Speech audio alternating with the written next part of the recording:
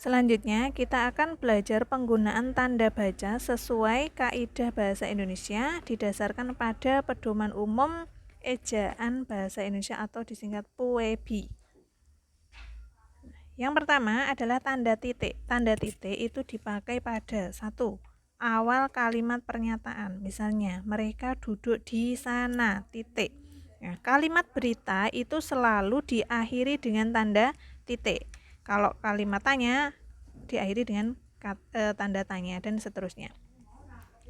Kemudian yang kedua, untuk memisahkan angka jam, menit, dan detik yang menunjukkan waktu. Contoh, pukul 01.35.20 ya, tanpa titik. Kemudian ini dibaca pukul 1 lewat atau lebih 30 menit, 35 menit, 20 detik. Yang ketiga, untuk memisahkan bilangan ribuan. Misalnya, Indonesia memiliki lebih dari 13.000 pulau. 13.000 ditulis 13.000 pulau. Yang kedua adalah penggunaan tanda tanya. Namanya saja tanda tanya, berarti ini digunakan untuk mengakhiri kalimat tanya. Kalimat tanya ada apa, mengapa, siapa, bagaimana, kapan, di mana, ya, dan berapa. Contohnya, kapan Hari Pendidikan Nasional diperingati? Ini diakhiri dengan tanda tanya. Kemudian selanjutnya adalah tanda seru. Tanda seru dipakai untuk mengakhiri ungkapan atau pernyataan yang berupa seruan atau perintah. Contohnya, alangkah indahnya pemandangan pantai Depok. Ya, ini huruf kapital ya, P-nya besar, nama pantai, P besar, D besar, diakhiri dengan tanda seru. Ya. Kemudian, marilah kita dukung gerakan cinta bahasa Indonesia. Marilah, kata ajakan ya. Berarti ini juga tanda seru. Bayarlah, ini kan kalimat perintah. Berarti ini diakhiri tanda seru. Kemudian merdeka. Nah, ini adalah berupa seruan, maka diakhiri dengan tanda seru juga. Selanjutnya ada tanda koma. Tanda koma dipakai 1. Di antara unsur-unsur dalam suatu pemerincian atau pembilangan. Misalnya, telepon seluler, komputer, atau internet bukan barang asing lagi. Nah, biasanya yang muncul di ujian itu adalah ini ya. Jadi setelah ada beberapa kata, nanti sebelum kata dan atau sebelum kata atau, ya ini dikasih tanda koma. Contohnya ini, telepon seluler, komputer, atau internet. Ini diselai pakai dikasih tanda koma. Kemudian atau misalnya telepon seluler, komputer, dan. Nah, sebelum kata dan itu juga diberi tanda koma.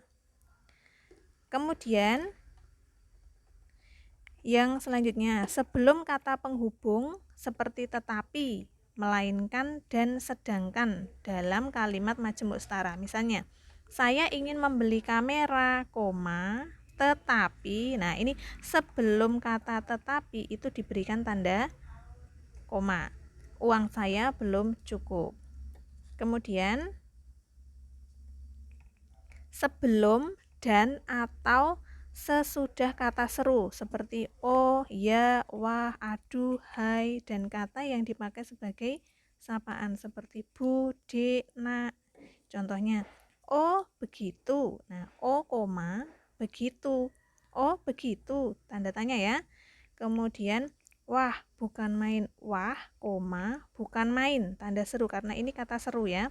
Kemudian hati-hati ya, hati-hati, ya, jalannya licin, tanda seru ya. Jadi ini koma, ya, hati-hati, ya, Kemudian siapa namamu, Dek? Nah, sebelum kata Dek ini diberikan tanda koma. Siapa namamu, Dek? Nah, karena ini berupa kata sapaan, maka D-nya ini ditulis dengan huruf kapital.